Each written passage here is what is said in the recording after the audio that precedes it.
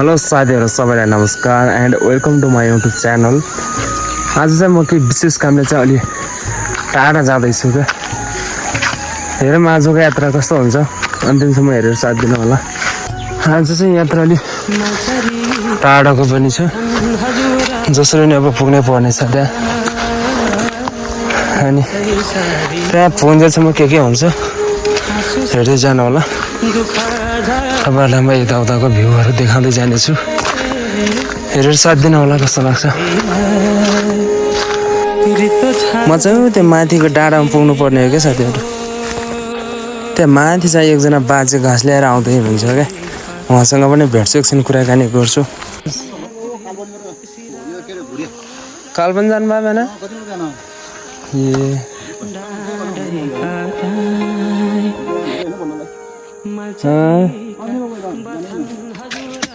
के दाउडसिल लाग्नुभयो बोइ सकेल हुन्छ त बुढा मान्छे।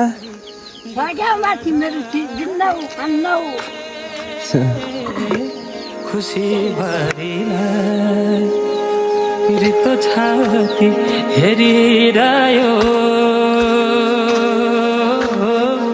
मुठो दे पठाई आफ्नै हातले माथि त्यो माथिको डाँडा पुग्दैछ। बाटो चाहिँ यस्तो छ बर्खाको समयमा। म चाहिँ यता माथि डाँडा पुगिसकेँ। यताबाट हेर्नुहोस् गाउँ कस्तो हुन्छ। यो चाहिँ मेरो गाउँ हो क्या, म जन्मेको ठाउँ यो साथीहरू। हेर्नु न कस्तो छ, बर्खाको समय छ, बादलै बादल छ होइन जताततै। यो पारी छ नि, यो मैले देखाइरहेको छु नि जम्प गरेर। यो चाहिँ मेरो स्कुल क्या, म पढेको स्कुल यही हो क्या। पहिले त अलिक सानसाना घरमा मात्रै थियो, म पढ्थेँ नि त, ठुलो डाँडा भन्दा पनि यतापट्टि एउटा गाउँ छ क्या। म हजुरहरूलाई देखाउँछु, कस्तो छ।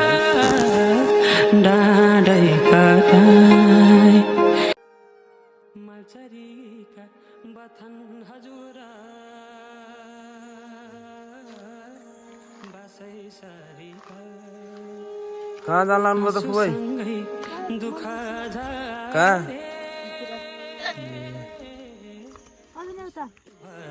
जानु पर्यो? बिहान बिहान डुल्दै अहिले मान्छेसँग काम छ। हेरिरह्यो मुठो दे पठाई। म चाहिँ माथि डाँडा देख्नु भएको छ नि हजुरहरूले, त्यो माथिको डाँडा पुग्नु पर्दैन क्या अहिले।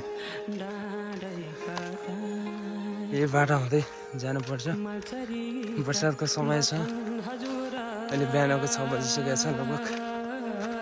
हेर्नु माथि कुहिरो छ क्या, हाम्रो गाउँतिर त कुहिरो भन्छ, नभए बादल भनौँ। जङ्गलको जङ्गल हुँदै जानुपर्छ क्या, यही जङ्गलको बाटो विकट भयो पनि वरपरको प्रकृतिले गर्दा चाहिँ अति सुन्दर छ क्या। क्यामेरामा भन्दा पनि नजिकै निहालेर हेरेर जाँदा चाहिँ मजा नै बेग्लै क्या।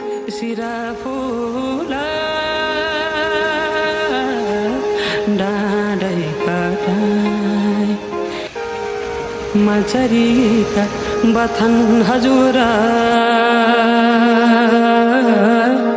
बासै सरी आँसुसँगै दुःख झरे। यस्तो बाटो नाच्दा मजा नै बेग्लै क्या, आनन्द बिहान बिहान मर्निङहरू जस्तो।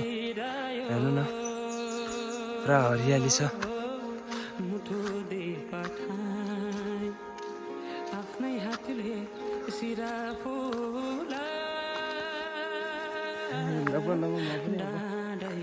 यात्राको अन्तिम चरणमा आइसकेको छु। मचरीका बथन हजुर बासै सरी आँसुसँगै दुःख भित्र मकैहरूले चाहिँ अब धनीबाला हाल्न सुरु गर्न लाग्यो क्या। अब नबोलो के महिनापछि चाहिँ कोस हाल्छ होला। तपाईँहरूको त्यो कस्तो छ? अब उकालो छ क्या, उकालो। हाम्रोतिर पाहाड हो नि त, त्यसैले उकालोहरू धेरै चढ्नुपर्छ। बर्खाको समयमा छ वरपर सिधरले भिजाउँछ धेरै यहाँ चाहिँ भर्खरै मकै ढालेर रहेछन् अब यो 2 दिनमा चाहिँ माथि उठ्छ क्या फेरि ढालिसकेपछि म चाहिँ अब पुगिसकेको छु म पुग्ने चाहिँ लगभग म पुगिसकेको छु के हुन्छ अहिले प्राइभेसी छ सबै चाहिँ देखाउन नमिल्ला सक्दछ म फेरि देखाउने रितो छाती हेरिरह्यो मुठो दे पठाई आफ्नै हातले सिरा फुला